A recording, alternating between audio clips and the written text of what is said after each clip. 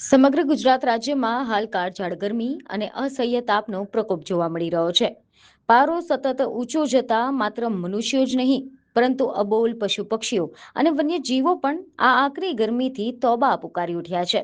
આવી પરિસ્થિતિમાં પાટનગર ગાંધીનગરના પ્રખ્યાત ઇન્દ્રોડા નેચર પાર્કમાંથી રાહત આપતા અને વહીવટી તંત્રની સંવેદનશીલતા દર્શાવતા અહેવાલ સામે આવ્યા છે.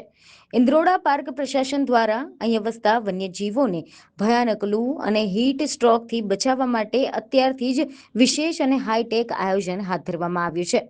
તમને જણાવી દઈએ કે ઇન્દ્રોડા નેચર પાર્કમાં હાલ નાના મોટા મળીને 600થી વધુ વન્યજીવો મુક્તમણે વસવાટ કરે છે.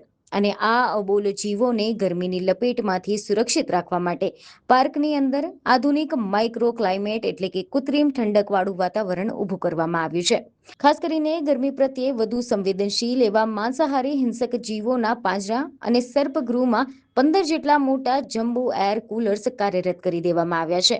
તંત્રના આ પ્રશંસનીય પગલાંના કારણે વન્યજીવોને કાળઝાળ ગરમીમાંથી જંગલ જેવી કુદરતી ઠંડકનો અહેસાસ મળી રહ્યો છે.